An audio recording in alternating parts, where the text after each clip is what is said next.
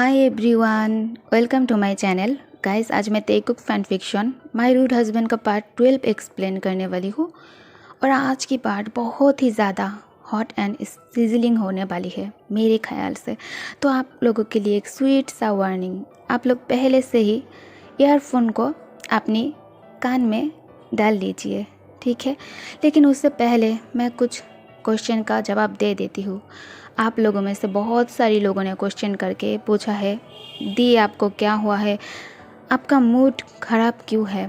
मैंने comment post में लिखा था कि मेरा मूड क्यों ऑफ है। मेरी सेकंड चैनल पर जब से मैंने आप लोगों की रिक्वेस्ट से engine fan fiction I hate you को शेयर करना शुरू किया है, मुझे बहुत सपोर्ट भी मिल रहा है। उस फैनफिक को एक्सप्लेन करने के लिए लोग बहुत ही उसे पसंद कर रही है।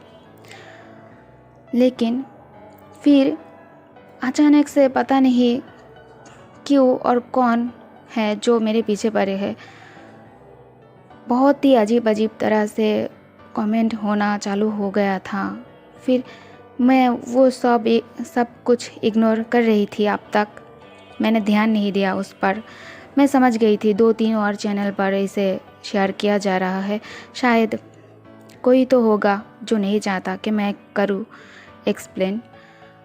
तो किसी ने मेरी वीडियो पे रिपोर्ट किया है और YouTube में से एक वीडियो रिमूव कर दिया गया है।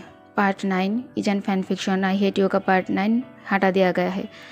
तो इसलिए मैं बहुत अपसेट थी, क्योंकि हिंदी मेरी फास्ट लैंग्वेज नहीं है, आप लोगों को पता है। तो कोई भी स्टोरी को हिंदी में राइट करना, फिर उसे एक्सप्लेन करना मेरे लिए बहुत ही मुश्किल रही होगी, आप लोग समझ सकते हो।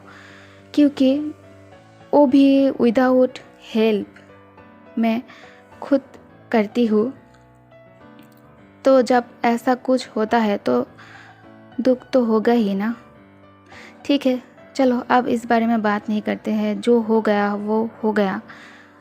और एक बात गाइस, आप लोग किस फ़ैन फिक्शन के बारे में बात कर रही हो कि आप आपकी फ़ैन फिक्शन कंप्लीट करो। Love with professor already completed है, मैंने एक्सप्लेनेशन कंप्लीट कर दिया है उसका। और सोल कनेक्ट भी, ईजन फ़ैन फिक्शन सोल कनेक्ट भी कंप्लीटेड है। तो आप किस फ़ैन फिक्शन के बारे में बात कर रही हो? आप लव विद प्रोफेसर में जाकर कमेंट कर रही हो कि प्लीज़ इस फ़ैन फिक्शन को आप ख़त्म करो। सोल कनेक्ट में जाकर यही कमेंट कर रही हो। इस फ़ैन फिक्शन को मैंने ख़त्म कर दिया है, ये कंप्लीट है एक्सप्लेनेशन। और द माफिया किंग वो भी और एक एपिसोड में ही ख़त्म हो जाएगा। और माय रूड हस्बैंड तो ये ऑनगोइंग चल रही है, तो इसको ख़त्म होने में अभी टाइम है।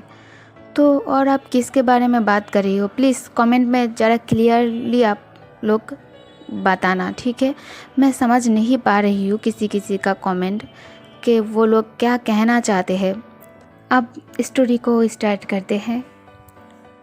जॉन्गकुक, तुम मुझे हर्ट कर रही हो अभी। तुम अभी अब हाथ तयंग की फेस पर रखकर प्यार से टच करके कहता है, बेबी प्यार, शायद ये इतना दर्द नहीं कर रहा होगा जितना तुमने मुझे दर्द पहुंचाया है।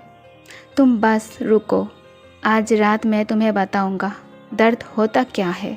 I will show you tonight. तयंग फिर से रोते हुए कहता है, हस्बैंड शांत हो जाओ प्लीज़, मैंने कुछ गलत नहीं किया है। तुम ट्रस्ट क्यों नहीं करती हो मुझ पर? हम बात कर सकते हैं, राइट? जॉन्गकुक फिर से कहता है, मैंने आज पूरा दिन तुम्हारे बारे में सोचा। मेरा दिल पागलों की तरह तुम्हारे लिए धड़कता है और तुम मुझे प्यार नहीं कर सकते। क्या मैं इतना रूड हूँ कि तुम उस लड़के के साथ जाकर? इससे पहले कि जॉन्गकुक गुस्से में कुछ भी गलत बोले, तयंग उसे रोक देता है और अपने एक हाथ से जॉन्गकुक के फेस को प्यार से पकड़कर स्माइल करते हुए कहता है, अगर मैंने तुम्हें हर्ट किया देन पनिश्ड मी। कुछ नहीं कहूँगा, लेकिन जॉन्गकुक मेरे बात सुन लो प्लीज़। वो गम मेरा चाइल्डहुड फ्रेंड है। मेरा कोई भी एक्स या तुम्हारे पहले कोई इस तरह की रिलेशनशिप कभी नहीं रहा है। तुम जिमिन से पूछ सकते हो इस बारे में। तेयंग के मुंह से जिमिन की बात सुनकर जॉन्गकुक और ज़्यादा गुस्सा हो जाता है और वो अपनी एक हाथ से तेयंग के मुंह जोर से दबाने लगता है। जॉन्गकुक की आंखें बहुत लाल हो गई थी। जॉन्गकुक कहता है, बेबी बियर, क्या तुम्हें मेरा करी बना पसंद नहीं आया? तेई तेई, तैयार हो जाओ अपनी बॉडी को ब्रेक करने के लिए। आज रात में थोड़ा सा भी जेंटल नहीं होऊंगा तुम्हारे साथ। और हाँ, उसने तुम्हें कहाँ टच किया देखने दो। इतना कहकर जॉन्गकुक तेयंग की वेस्ट में जोर से पिंच करते हुए कहता है, हाँ यहाँ। उसने आते ही यह सबसे पहले अपना गंदी सी हाथों से तुम्हें टच किया। इतना कहकर जॉन्गकुक तेयंग की वेस्ट पर बाइट कर लेता है।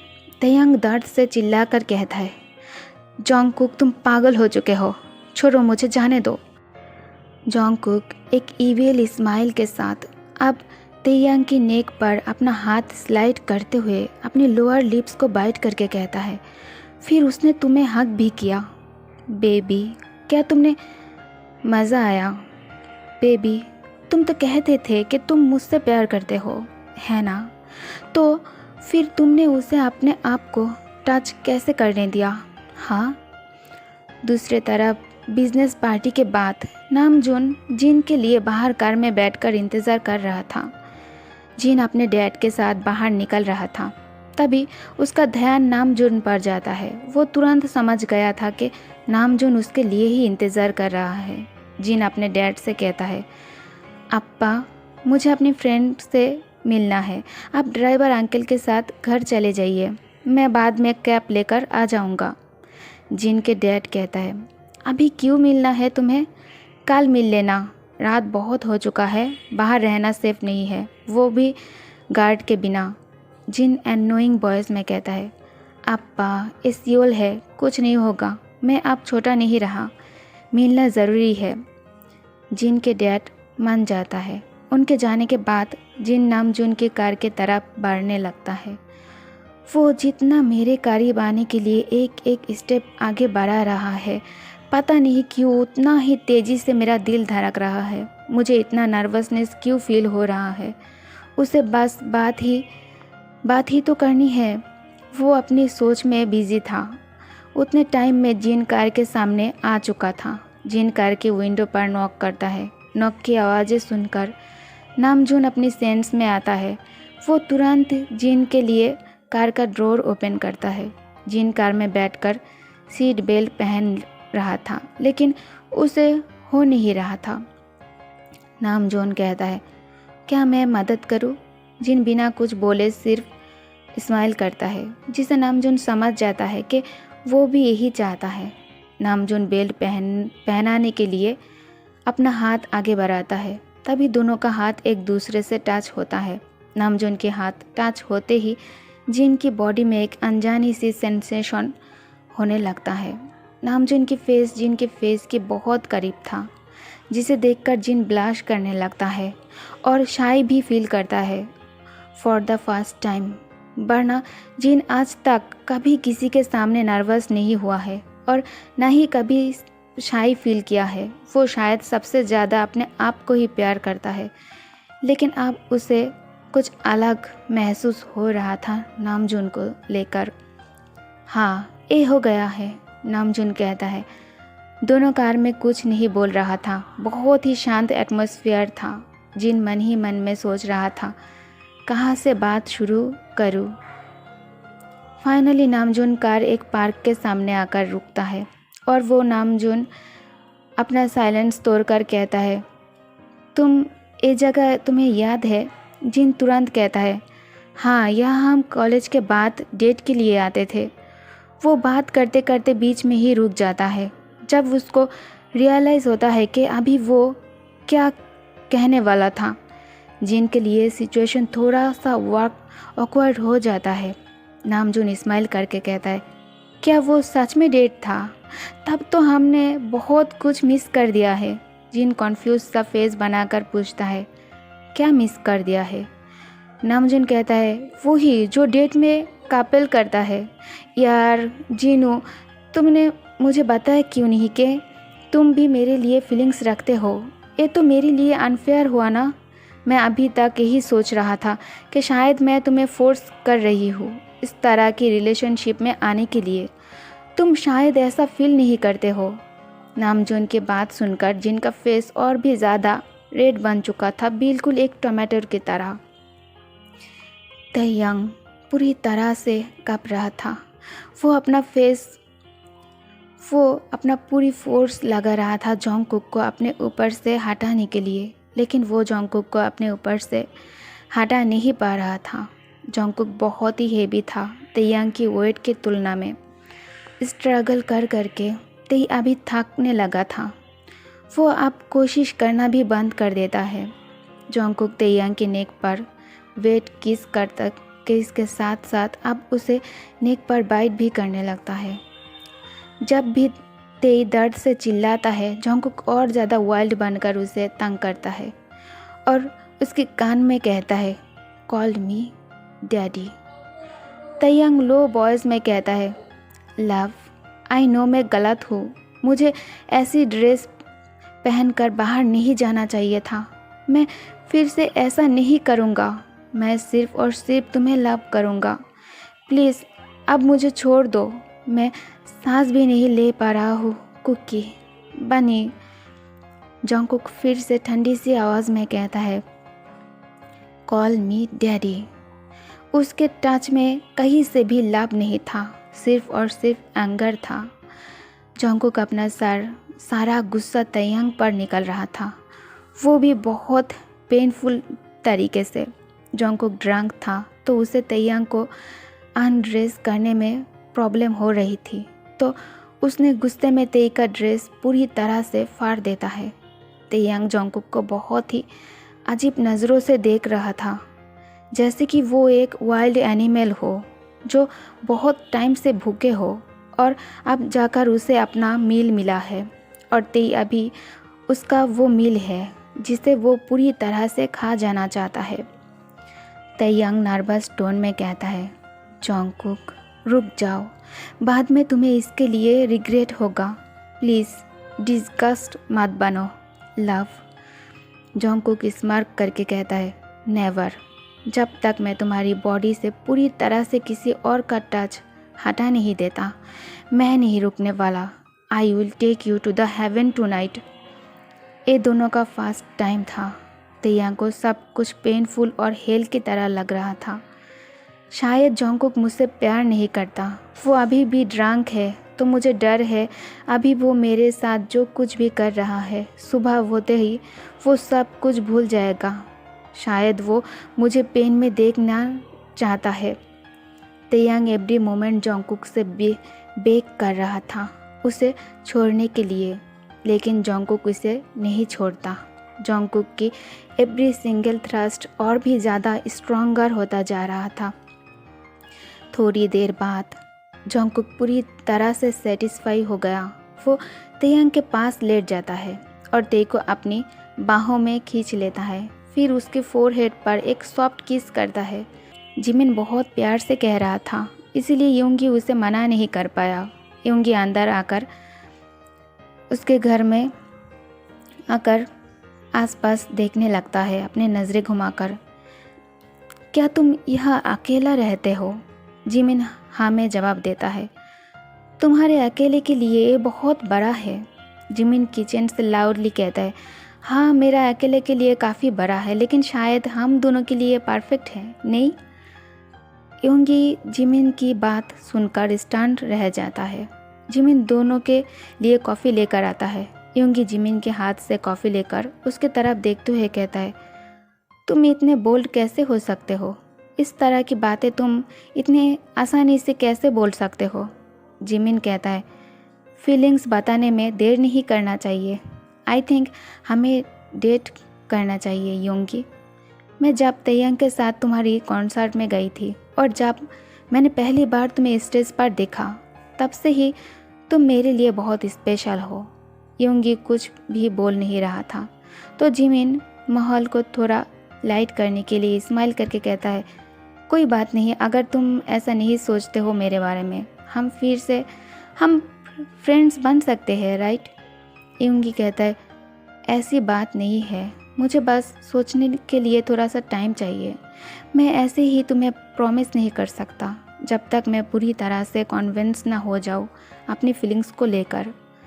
आई होप कि तुम समझ सकते हो। मैं तुम्हें एक फॉल्स रिलेशनशिप में नहीं रखना चाहता। मैं अपनी लाइफ्स में एक के साथ ही स्पेंड करना चाहूँगा, तो इसीलिए मैं सोचना चाहता हूँ। जिमिन कहता है, ओके फाइन, बट ज़्यादा टाइम मत लेना। याद रखना मैं तुम्हारा जवाब के लिए इंतज़ार कर रहा हूँ। कॉफ़ी ख़त्म करने के बाद यूंगी चला जाता है। जिमिन बात लेने से पहले सब कुछ तेयांग को मैसेज करके बता देता है। हमेशा की तरह तेयांग से बात किए बिना उसका दिन नहीं जाता। जो भी उसने आज पूरे दिन यूंगी के साथ किया, उस सब कुछ तेयांग को एक मैसेज लिखकर सेंड कर देता है। तेयांग की फ़ोन कार में ही रह गया था, जिसके कारण ते जिमिन के मैसेज देख नहीं पाया। कार से जोंगकुक तेयांग को खुद अपने आर्म्स में कैरी करके अपने कमरे में लेकर आया था। तब से तेयांग और जोंगकुक साथ में ही है। दोनों में से कोई भी अपने कमरे में से बाहर नहीं आया था। जिमिन बात लेकर रूम में आता है। उसका फ़ोन बजने लगता है। कॉल जिमिन के मॉम का था। जिमिन कॉल उठा लेता है। मॉम, अभी रात हो चुका है और अभी आपको मुझसे फेस टाइम करना है। जिमिन के मॉम कहती है, क्या मैं अपनी बेबी बॉय को देख नहीं सकता? रात हुआ तो क्या हो गया, तुम अभी भी जग रहे हो ना? जिमिन कहता है, मॉम, अभी आपको इतनी रात को क्या इम्पोर्टेंट बताना है? प्लीज़ जल्दी से बोलो, मुझे नींद आ रही है। देखो मेरा आँखें कितना लाल हो गया है। जिमिन के मॉम कहती है, सॉरी बेबी, मैंने तुम्हें डिस्टर्ब किया। जिमिनी, मैं तुम्हें एक बात बताना तो भूल ही गई। मुझे लगा कि तुम्हारी काजिन तुम्हें ये बात बताई होगी। कल वो तुम्हारे साथ तुम्हारे घर पर रहने के लिए आएगा। बेबी, कुछ ही दिनों के लिए ही वो तुम्हारे साथ रहने वाला है, तो प्लीज़ थोड़ा कॉर्पोरेट कर लेना, ठीक है बेबी? It's okay mom. और हाँ, देखो मैंने अपना सब कुछ सेटल कर लिया है, कपड़े भी, बुक्स भी, और हाँ, कमरा भी क्लीन है। खाना टाइम पर खा रही हूँ, तो अब चिंता मत करो, आप अब सो जाओ, बाय। जिमिन अपने मॉम से बात करने के बाद कॉल काट देता है और फिर सोने के लिए चला जाता है।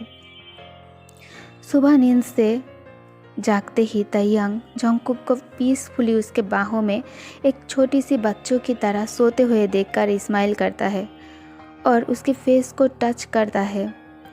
फिर उसकी हेयर्स पे अपनी उंगलियों से उसके हेयर्स को सहलाते हुए धीरे से कहता है, वाइल्ड बीस्ट जियोन जोंगकुक, आप मुझे बात लेने में हेल्प करो। चलो उठो, अभी तुम सोए क्यों हो? रात में जो कुछ भी हुआ उसके लिए मैं तुम्हें माफ़ नहीं करूँगा। चलो अब उठो। वो ये सब बहुत ही धीरे से कह रहा था और जोंगकुक को प्यार से देख रहा था। ओके, तो कैसा लगा स्टोरी?